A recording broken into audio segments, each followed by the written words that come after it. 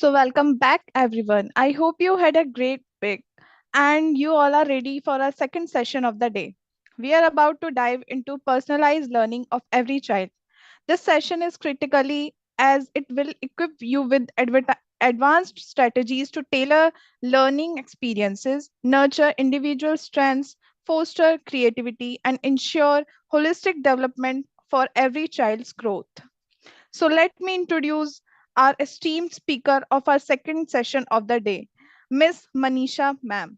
Miss Manisha is a teacher, educator, material developer, and language assessor with 20 years of experience in ELT. She holds a range of professional certificates from universities in India, the UK, and the US. She currently services multiple national and international organizations, including British Council, IDP, Macmillan, Cambridge English, and S. Chand Publishing also. Teachers and educators, just a quick reminder, we have got an exciting quiz coming up on December 21st, right after the finale session wraps up. And guess what? The winning participants will snag Amazon vouchers worth up to 25,000. So get ready to bring your A game and make it count. See you there. Now let's go through the housekeeping rules. Participants will be muted throughout the entire session. Please ensure you have a pen and paper to note important information. The chat box will only be enabled during the question and answer round and as required by the speaker. To receive your e-certificate, please fill out the feedback form that will be sent your registered email ID after the session. And dear participants, there are some technical glitches. All participants will automatically receive the certificates on their registered email ID by next week. So don't worry about your certificates. And let's jump right into our second session, tailored teaching, crafting unique educational journey for every child. Miss Manisha, ma'am, the floor is yours. Thank you so much. Thank you so much, S. Chan team, for having me today for this topic. And good evening to everyone. Welcome to the webinar. The focus of today's webinar, as it was just mentioned, is on tailoring our teaching so that we are able to cater to a diverse classroom that we may be teaching in our own context. So let's begin then. Write in the chat box if you can see my screen fine. Say yes or no.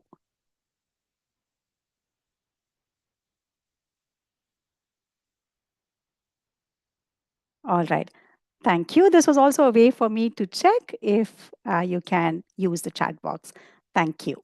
So let's begin then. Now, to prepare for the webinar, I would want you to keep certain things ready. Now, when I say I want you to keep it ready, don't worry if you cannot keep any of these things ready. They are not compulsory things for the webinar. Make sure you have a pen and a paper because you will be required to write the answers during the webinar to various tasks.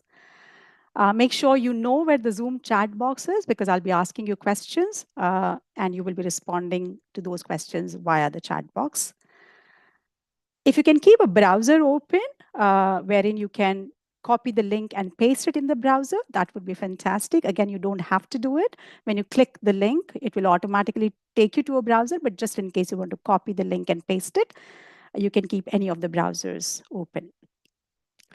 If you have a QR code reader on your phone or on any other device, you can keep that ready. And if you're watching it on the YouTube, identify where the comment box is. As I said, these are the things that are optional, but this is also one way to demonstrate how we can cater to a diverse audience like I may be having in this webinar. As long as you have a pen and a paper, that should be fine. So to begin with the webinar, I'm going to show you a picture and there's a statement. Read the statement and answer the question. For those of you who may find it difficult to read the statement on the screen, it is for a fair selection, everybody has to take the same exam, please. And the task is, please climb that tree. The question is the method of fair selection mentioned here actually fair? Yes or no in the chat box.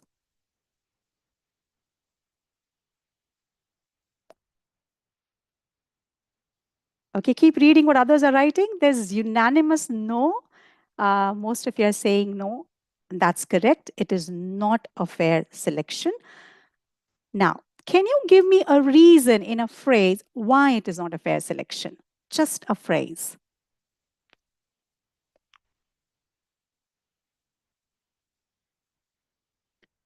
Very good. Somebody says equity versus equality. So we need to ensure that there is equity, that everybody gets an opportunity based on their own skills rather than the same thing for everybody. Fantastic.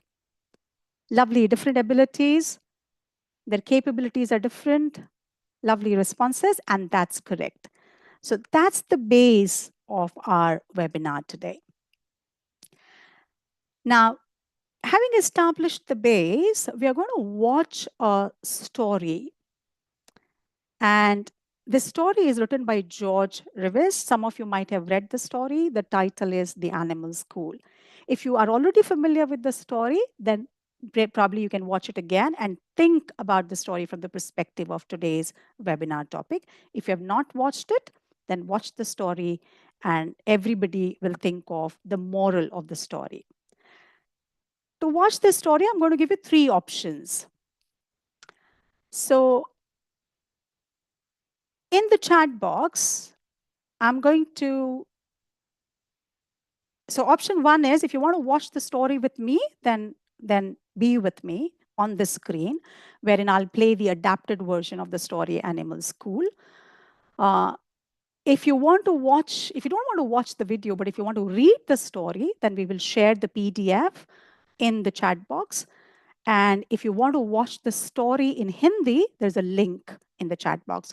So if one of the team members can share, so there is a PDF already in the chat box. And also if you could paste the link to the story in Hindi.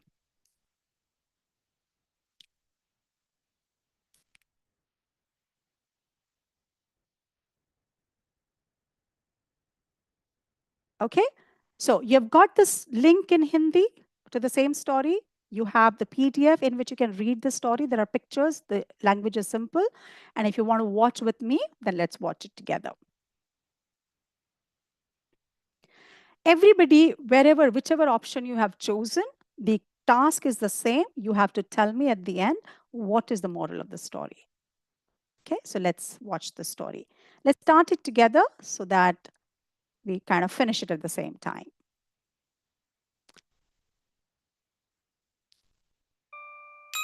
Once upon a time, forest animals gathered in plenary session and decided to create a school in the forest. The project was voted for and approved unanimously. As you might know, there is always someone who has a lot of questions. We are talking about the squirrel.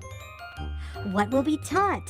And what will be the most important thing to learn? Disquisitions, coughs, papers flying everywhere, and finally it was heard. We should consider it vital to fly. It can be easily guessed that the one who spoke was the golden eagle. Right away, shyly, other voices began to be heard. And swim. And run. And jump. And dig burrows. As you might have guessed, at the meeting, there was a fish, a hare, a kangaroo, and a mole. A detailed action plan was made. Holidays were decided. Teachers were chosen. Posts were assigned. Salaries were fixed. And they established that all students must take all courses. Such was their importance. Although the hare got the best performance in running, flying led him to an impressive crash. He was willful, so he tried again. And again. And again, until he fractured his spine. Imagine, my friends, the suffering of the fish digging, of the hippo flying, or the rhino climbing, or the mole singing, and of the ostrich diving. The original joy was disappearing. The number of students was decreasing. The parrot spoke, expressing everyone's feelings. I came knowing to fly, and now I don't even have time to practice it. I haven't learned anything. Yes, I learned that I'm not able to swim, or run, or jump, or dig, or. There was a party at the end of the course. Diploma of Honor, Distinguished Student. Special mention to Coco the chicken, who was not able to swim, or dig, or run, or jump. She did not even fly very well, but she was mediocre and did everything just as bad. The cloister thrilled. Everyone had gone through all the exams, and although 87% had failed, the reasons were clear. It was due to lack of education, poor concentration, lack of motivation, irresponsibility, immaturity, emotional problems, and many serious family conflicts. You know. The school never re-registered any students because there was a rumor going around the forest. In this school, they only teach you to realize what you are not able to do.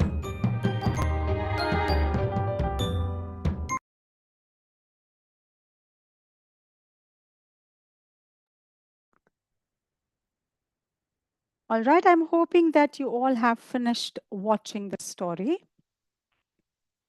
If yes, can you type in the chat box the moral of the story according to you? What is the story trying to highlight?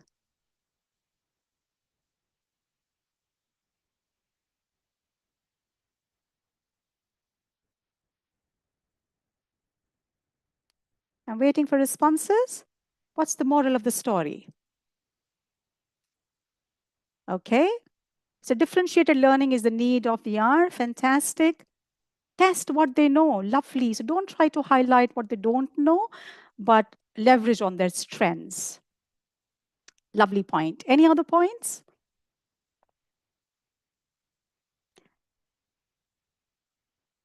All right. Not all students are good at everything, and therefore we need to identify what they're good at. Lovely response there as well.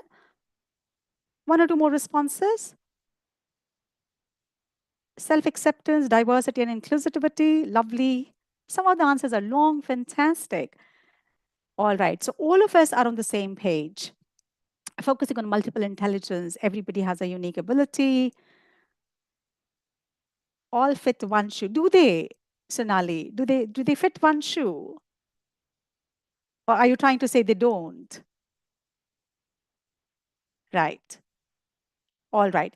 So now that we have established, so generally the animal school represents, the way in which most of the academic institutes um, are practicing things these days.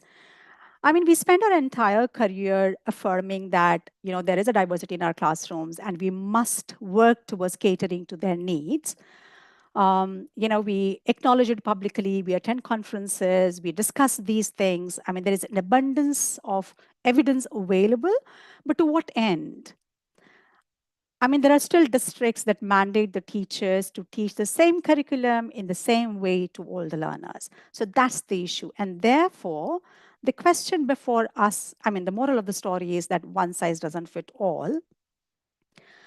For the obvious reasons, because there is linguistic diversity, learners come from different language backgrounds, they come from different socio-economic backgrounds. Some students do not have access to basic amenities in their homes.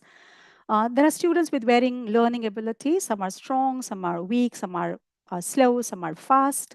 There are also learners with special needs. And all these factors put together make our classrooms diverse. So then the question before us is, what do we do to cater to these diverse classrooms? Now, before that, we need to really identify the types of learners in our classes. So here are the 4 factors that we just discussed. There could be many other factors that make our classrooms diverse, but we will sort of stick to these 4 here. I'm going to describe a learner one after the other. Look at the factors on the screen, and in the chat box, write the letter that the description refers to. Let's do the first one as an example. So, Arav is a student who struggles to read and write. He takes a lot of time to process the written information. Sometimes he is not even able to identify the letters well. Sometimes he writes the letters in a reverse order or uses a mirror image. What do you think it refers to out of these 4 things? Just write A, B, C, or D. Lovely. That's correct. Learners with special needs. So Arav is a dyslexic child in the class. Thank you. Let's do the second one. Listen and write the letter in the chat box. Rima is a student and she finishes tasks so quickly. She is fast at grasping the concepts and she always looks for challenges to stay engaged. What letter would you write? All right, the answers are coming in. C, that's correct. So she is a gifted student and her ability of learning is far better than other learners in the class. Let's look at the third one now. Sohan is a student who doesn't have access to basic amenities at home and therefore he struggles to concentrate in the class. There are external factors that stresses him out. Which factor? Correct. That's different socioeconomic background. So Sohan belongs to a weaker section of society, those who do not have access to many resources. Thank you. Let's look at number 4 now.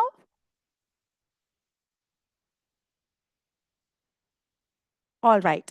Adya is a student whose vision is partial and therefore needs different ways in which he can access the learning materials. What does this refer to?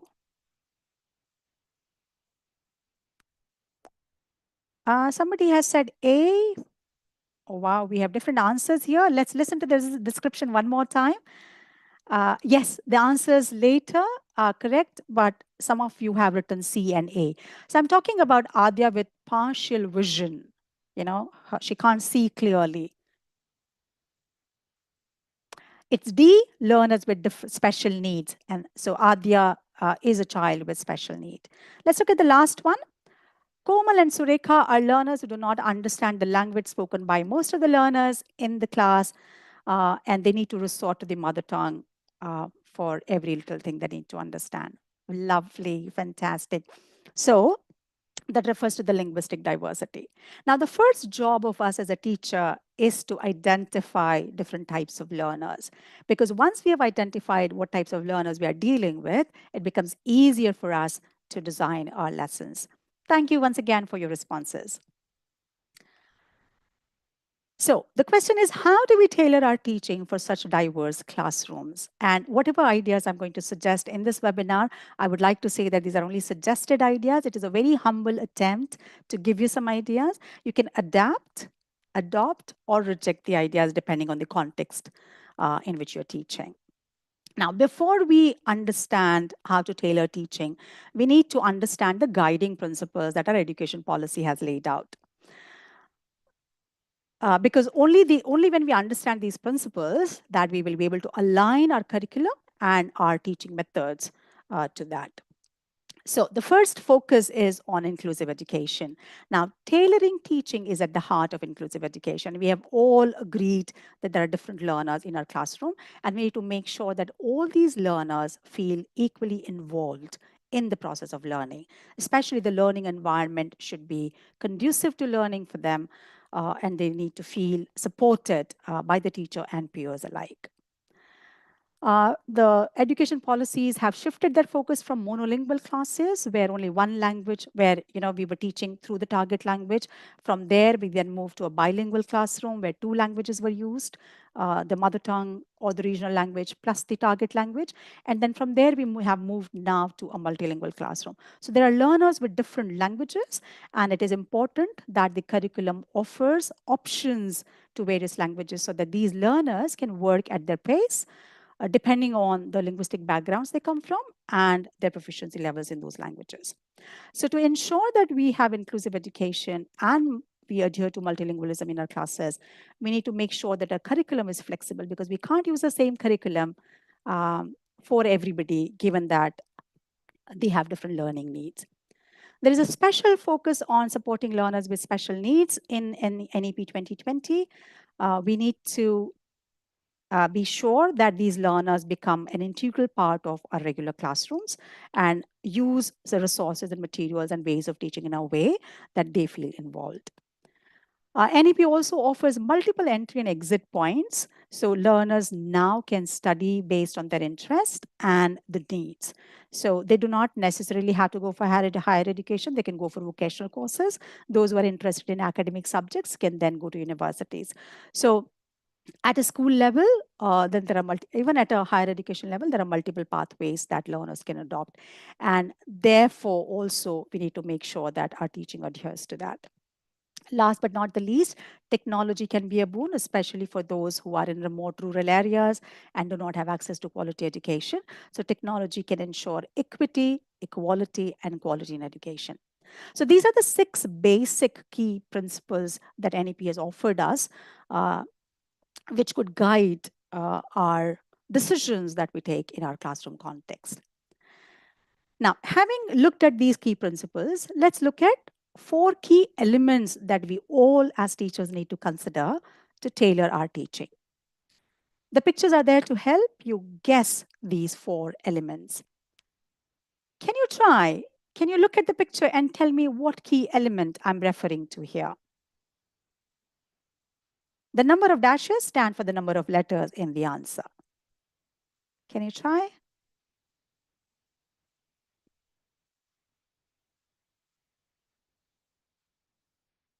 All right, let me also give you a clue to support you further. So the first clue is this. It says choose materials for teaching. Look at the word in red. That would give you a clue. The answer, I'm talking about the first one. The answer starts with C. Not computer, not necessarily course. Course is too broad. C. I'm talking about the first one, C. Craft, create, concept. Not really. Okay, the answer is content. So when we begin teaching, the first thing that we need is we need the content that we need our learners to absorb or consume, which then later we can test. All the other answers are fine, creativity, concepts, all of these are important. But the first step, the first key element that we need to consider before tailoring our teaching is content. All right, the next one. Look at the clue. Look at the word in red. It's very similar to progress. It's not actually progress. Planning, no, look at the number of letters as well, the dashes that would give you prepare. The ways, see, process. Somebody said, Parul, thank you so much. That's the answer. Process. So once the content has been consumed, we need to then think about different tasks or the ways in which we will allow learners to show their comprehension, to show that they've understood the content. Well done. Number 3.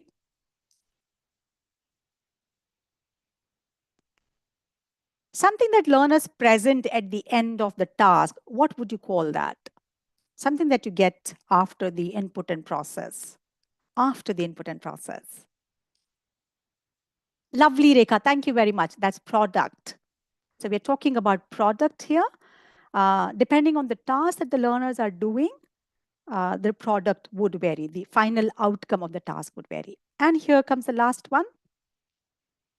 I think some of you already answered that. It's not assignment, very close, but oh, sorry, assessment. Yeah, that's correct, Smita. Nisha, yes, all of you are right there. Assessment, and that's the last thing. So the task that learners have done, we will be able to find out whether they have understood the content that we delivered.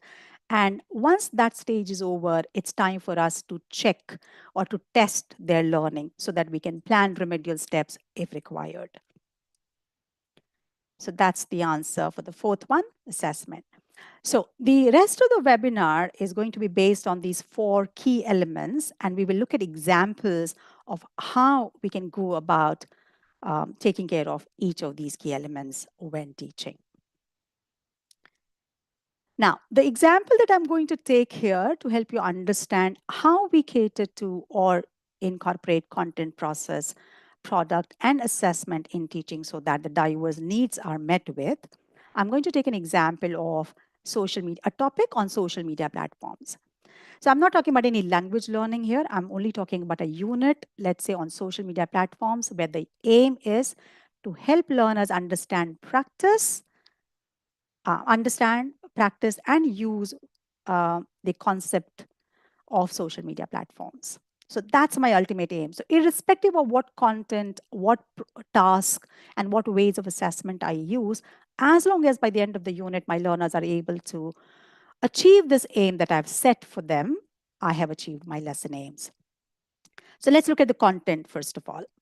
Now, in the chat box, can you tell me what things I can keep in mind if I have these 5 groups of learners in my class? What things would I consider when choosing content and presenting content on social media platforms? Any ideas?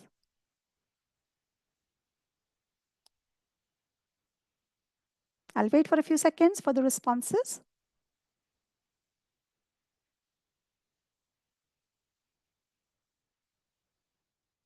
Very good, Rekha. That's a good point. Relevance. It should be relevant to them. Fantastic. Shalini, that's a lovely point again. You need to grade your tasks so that you are able to cater to varying capabilities. Please read the answers that your peers are writing in the chat box. Mixed cons. I did not quite understand that. Okay, from current society, yes, so the task should be relevant. Accessible, lovely, Parul, especially when we have children with special needs and also dyslexic learners or learners with autism, for example. Fantastic. All right, so let's look at some of the ideas now that we can keep in mind or implement to make our content relevant for all these groups. Now, the ideas that I'm going to talk about now are not just applicable for social media platforms topic, but more or less, any topic that you might have, you could keep some of these things in mind.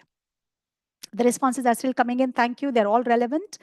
Technology is an important point that Vijaya Lakshmi has mentioned. Thanks, Vijaya.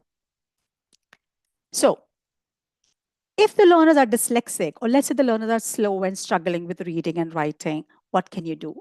Make sure the text has visual support. So there are pictures, diagrams, pictures of social media platforms, pictures of processes that they need to follow, etc. If they have difficulty in reading, you can incorporate interactive media. So for example, text to speech, or use a screen reader, and therefore the learners can access the text easily. You can also make sure that the text is accessible. And how do we make sure that it happens? Avoid large paragraphs, like long paragraphs. The font size has to be clear, the language has to be simple. Make sure there are bullet points, headings, subheadings. There are keywords that are highlighted, things like that. So make sure that the text is accessible. The color that you use or the size that you choose need to make it easy for dyslexic learners to access the text. Okay, let's look at the next one. If you're talking about gifted learners, it is important that you offer them enough challenge. So let's say the topic is of social media platforms. I'll make sure that I incorporate advanced concepts. So maybe I would include something around social media platforms, algorithm, or impact of social media on society, or maybe less known social media platforms that are not generally used. I can give that as an extension to the available text that everybody is reading. So gifted learners will have an extra reading to do. And because they are quick, they will be able to cope with that. For people, when we talk about students from poor or weaker section of society who may not have access to digital devices, make sure that, or maybe they might just have a smartphone in their home. Make sure that you choose the social media platforms that are mobile friendly, that they can use or practice using their phone. Well, there might be learners who do not have access to a phone. Their parents have a phone, but they can't use it, or none of the members in the family has access to a phone. In that case, you can offer them learning materials. So you can give them printed materials of how the content on social media looks. So they could complete worksheets, they could complete templates that they would otherwise they would have completed on using a digital device. But because they don't have access to it, they would now do it using a template that you have provided. So create those templates as well. Somebody spoke about relevance in the chat box earlier. It's very important that the content that we include in the classes are relevant to different types of learners. So here, probably you can include something which is community-focused content, how they can use social media to empower themselves. Or help themselves. So, for example, crowdfunding is one, and they can learn about that. So make sure that the content is relevant to them. Uh, the next category is children with special needs. There are many assistive technologies available which you can make use of. There is voice typing, there's all to text which describe pictures or things that are visuals that are there on the screen, and it tells them what is there on the screen by describing it. So that's another way. Make sure you provide them with flexible formats. So text is not the only way. You can provide them with a video which they can listen to, or audio which is easily accessible. Peer support is another way which could come to your rescue. Inclusive examples, again, relevance there. So, for example, you can include the social media campaigns that are run by influencers who are promoting how to make things accessible for children who are differently abled. So make sure that the content that you are using have those examples. So there's this indirect learning, from that content. If the learners are multilingually diverse, linguistically diverse, then you make sure that uh, the content is translated, available in another language, or if that is not possible, then make sure you allow them to use the apps, the digital tools, for example, Google Translator, or if that is not possible, make the language simple, provide translation of keywords in brackets. So the story that I have shared, you would notice that I have integrated some of these things in the PDF of Animal School Story earlier. Uh, if they can't use digital tools, then you can provide them glossaries. So these are some of the ideas that you can implement to cater to the diversity in the classroom if the topic is social media platforms. If the topic is something else, well, use some of these ideas and create content to suit them. Now, is this easy? Nope. Having listened to all these ideas, probably you are thinking, where is the time? Who has so much of time? The learners are already um, the teachers are already overburdened and they have large classes. Where do you find time to do that? And probably it seems like a Herculean task, yes. But maybe with the passage of time and different uh, technologies. Sorry, the GIF is not playing. So I think you are not getting what I'm trying to say. But what I'm trying to say is it is challenging. We never said teaching is an easy job. We are in a profession by choice, hopefully most of us, and it is our job to make sure that learners get what they need so that we can prepare them for real life. So with time, with consistent practice, with research, at one point you will be able to say that, okay, this has become a natural part of my teaching. So that was about content. Now let's talk about so the GIF played now, surprisingly. Okay, let's talk about the next element, which is process.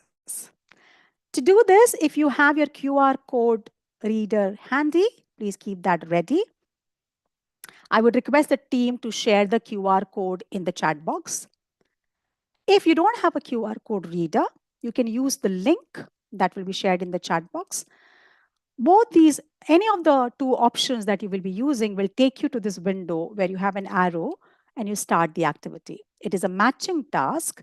So first, listen to the instructions and then start doing it when I say start doing it. Team, let me know if you have any concern about sharing the materials.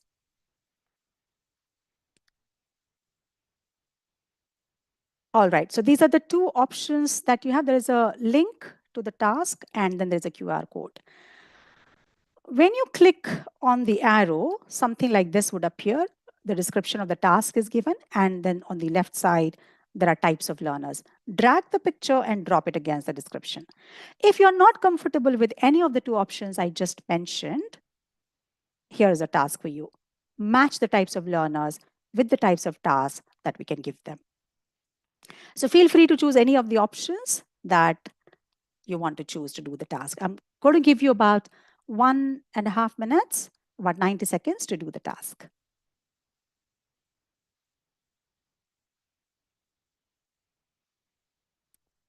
Those who are using the digital option, please make sure that you submit your answers.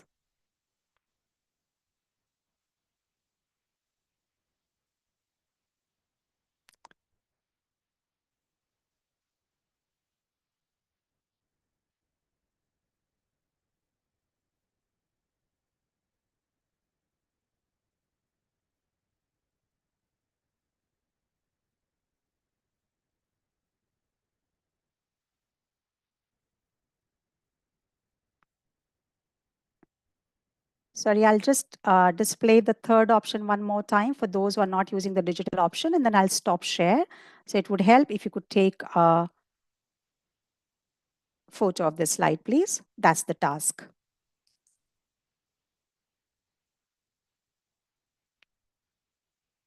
Take a photo, take a screenshot.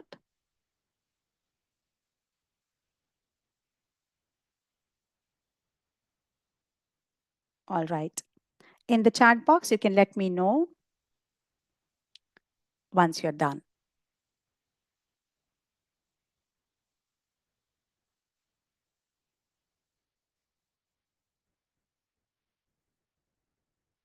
Please don't forget to submit your answers.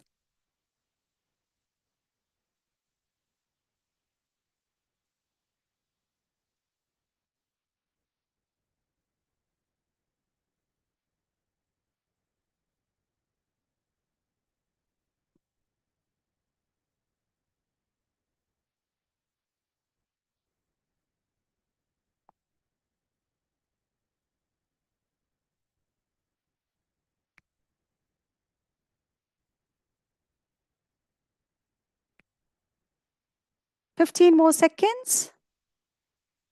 Thank you, Sumati, for sharing the task in the chat box.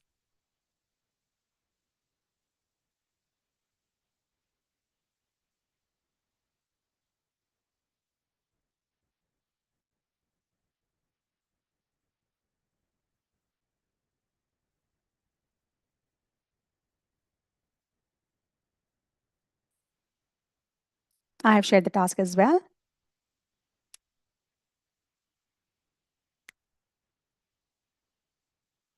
Please remember to submit your answers so that I can see the result.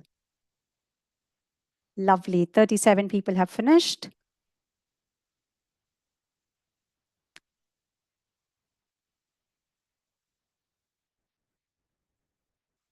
So you can see the results here. 37 people have finished.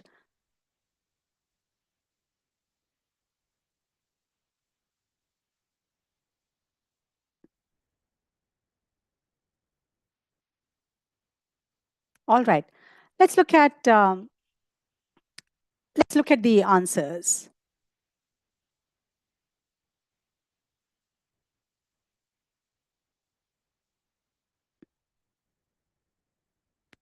Okay. I'll display the answers. Compare if you have got the same answers. So for the dyslexic learners or the learners who are very slow, you could offer them flexible learning modes. So as a task, they could create an audio or a video of an Instagram post. If let's say that's the social media platform that I'm practicing, instead of typing, because typing could create a lot of cognitive load on such students.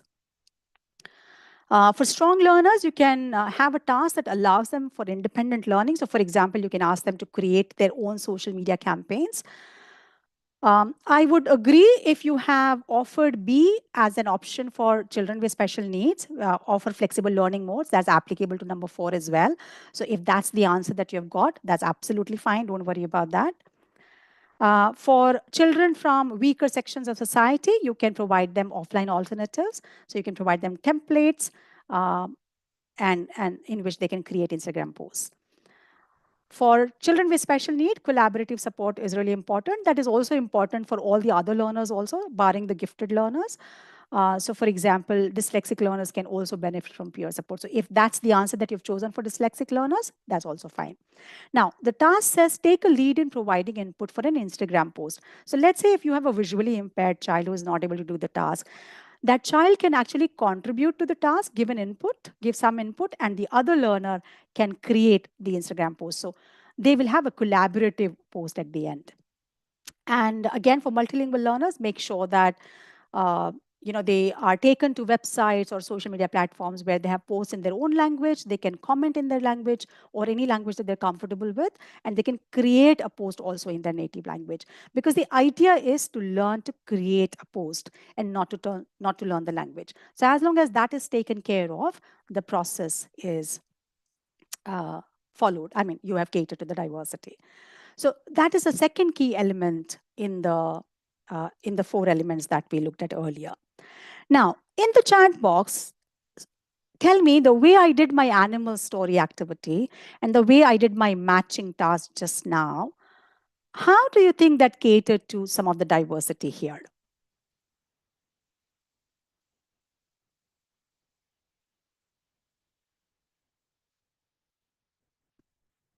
So I gave the QR code reader, the link, the PDF to read, the task on the screen. How does it cater to a diverse group? Thank you, Varsha, for that compliment. But tell me, how does it cater to? Fantastic. Language diversity. It is, well, I'm not sure if I took care of language diversity. Oh, yes, because you could watch the story in Hindi. So that their language diversity was taken care of. Anything about probably people with special needs? Let's say I have reading glasses. I can't read small font size. Did I do anything in the animal story activity for them? Yes, I provided different options, Parul.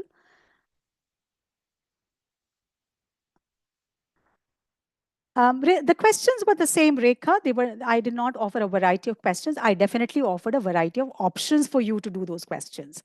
So that way, yes, it catered to the needs. So the way was different. The destination was the same. Yes, options. All right. So it's not very difficult to design some activities, think out of the box, and cater to some of the needs that your learners might have. All right, let's look at the third one now, which is, can somebody write the third key element? Do you remember the four key elements that we looked at? It starts with P. It starts with P. Lovely, Angeline. Thank you. That's product. So we will look at how the products could also vary, how the outcomes could also be accepted in various forms, not just the tasks. The outcome would depend on the task that they were engaged in. So if you ask somebody to complete a template, then the product would be template, a completed template. So this has a direct link to the process that you might follow in the class. Now, the dyslexic learners would give you as an outcome to show that they have understood. They would give you either a text, a post in the form of a text, or audio or video of an Instagram post instead of typing. So if they are struggling with typing, that's the final outcome that you will get, which will give you an idea whether they have understood. For the learner from weaker sections of society, a completed template with a post, that's what you will get. Children with special need might give you the task in different formats. So because here we were talking about a collaborative task where they gave an input and somebody else helped them create the post, it would be a collaborative Instagram post on, and the content could be relevant, how to make content accessible. That's the topic that you could give them to create a post on. So you're doing two things. You're catering to their needs, but also making the content relevant for them. The gifted learners could make a class presentation on social media campaign, or they could make innovative project, and they can talk about it to the other learners, or probably they can produce a detailed report in which they have presented their social media campaign. And multilingual Instagram posts in different languages is the outcome produced by linguistically diverse learners. So as we have seen, the product has a direct link to the process that would follow in the classroom.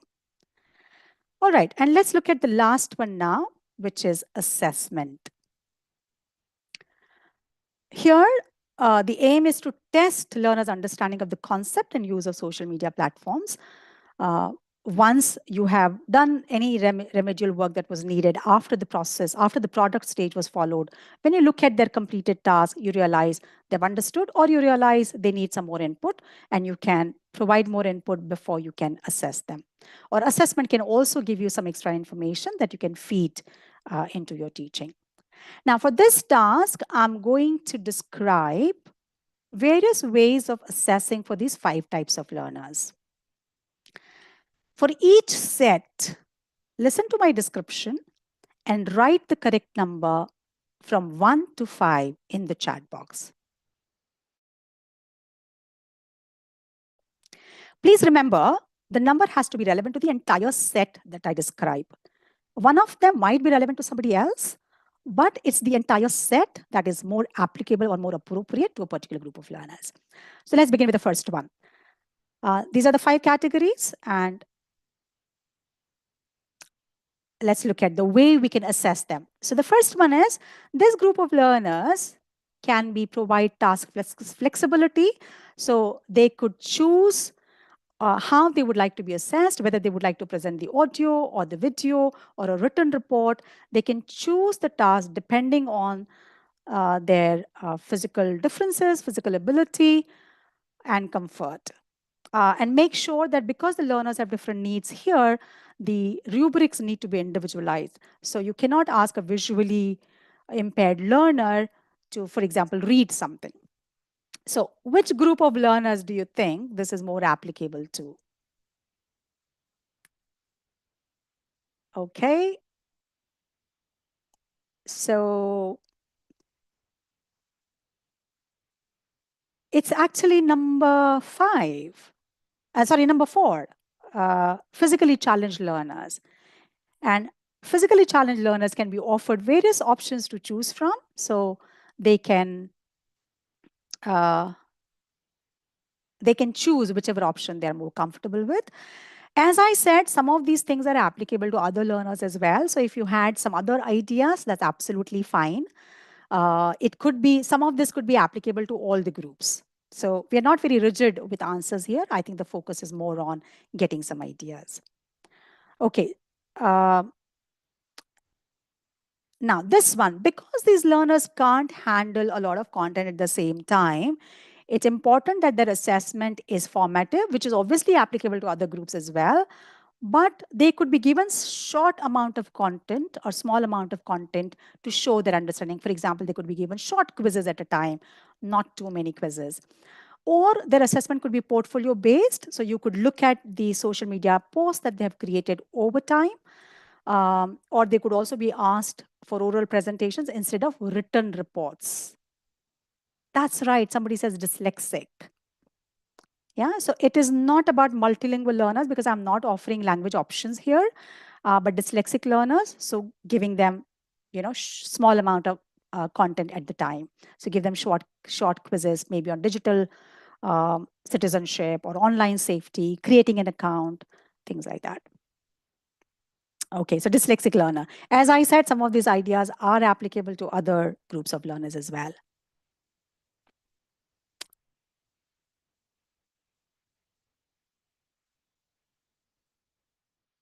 All right.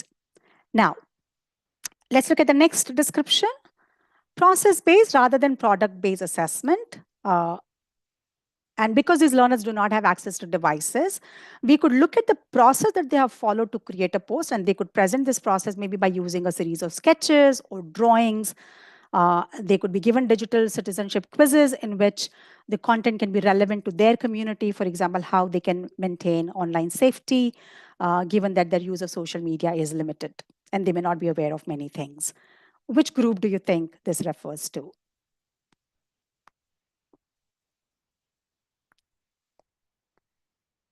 Right? Mainly number 3, because they do not have access to digital devices so much, so their experience is very limited, and therefore maybe the quizzes around online safety would help them. All right, and this group of learners can be engaged in reviewing their peers' work and giving constructive feedback, or they can be engaged in self-reflection and self-assessment using a checklist. They can assess their own social media campaign, or they can make an innovative presentation, maybe on a topic of an original idea of a social media platform or critiquing the existing social media platform. Yes, gifted learners. All right. So there are different ways in which we can assess learners. Some of these ways overlap. They can be used for different categories of learners. So with this, we have completed the 4 elements to. Oh, there's one more, language options offered. I think this is very obvious. It's for number 5, where we can have flexible ways and give them a choice of the language in which they want to be assessed. Okay, so in this webinar, we looked at the 4 key elements that we need to keep in mind when catering to the diverse needs of our learners. And these 4 are guided by the 6 recommendations that we looked at. So that's all for today's webinar. I hope you got some ideas in which you can make your teaching more accessible for the diversity that exists in your classrooms. That's all from my side. I would like to end my webinar with a quote. So sometimes we might feel demotivated that, oh, I'm not able to cater to the needs of my learners. Please remember, if ever a moment like this comes in your teaching career, read this quote. We can teach all of the learners. We can teach all of the people some of the time, some of the people all of the time, but we cannot teach all of the people all of the time. So if you can't cater to the diverse needs of learners in one single classroom, don't worry, make sure that you cater to their needs in rotation. As long as by the end of the unit or the chapter, you achieve your lesson aims, I think you are making progress. And we need to celebrate the diversity that we have in our classrooms, because that's the beauty. And we need to have activities that promote collaboration and interdependence rather than competition and independence, because collaboration and interdependence are greater values than the other two. So with that, thank you so much. And I hand over to the team. And thank you again for participating so actively. Thank you so much all for your active participation. Now, if you have any query or question, you can drop it out in the chat box, then ma'am will answer it.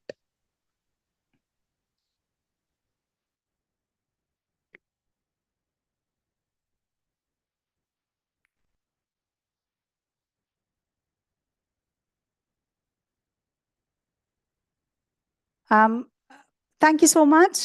People are saying no doubt.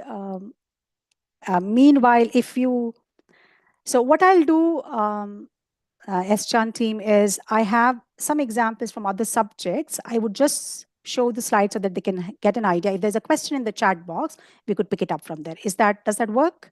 Yes, ma'am. Definitely. All right. Okay. So let's look at some of the ideas that subject teachers can implement. Please feel free to ask any questions if you have. So I'm only showing the examples. We will not discuss. It's just to let you have some more ideas. So let's say if you're teaching English, okay, there's a question, how are we able to complete the syllabus? Every time a teacher, so I'm taking up that question, which is there in the chat box. Every time this question is asked, the first thing that I tell my teachers or I tell the teachers is, it's not the teachers who need to complete the syllabus, it's the learners who need to complete the syllabus. So if we have not been able to make learners complete the syllabus, what's the point of just finishing chapters one after the other? The key here is do less, but do it well. So make sure that you don't repeat content for the same topic.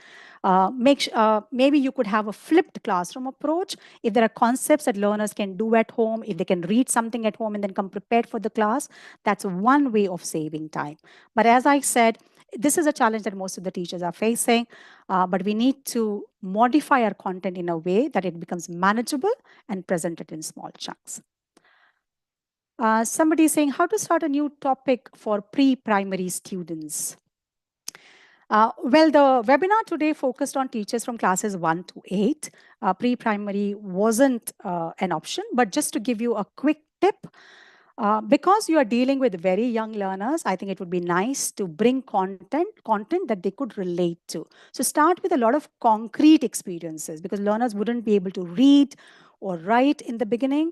They will be able to listen and understand. So do a lot of listening and speaking activities, or use a lot of realia in the class where they can kind of relate to the content.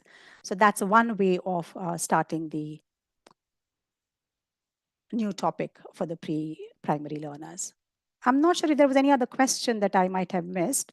Slow learners need much practice. Parents' acceptance also, we are not getting that.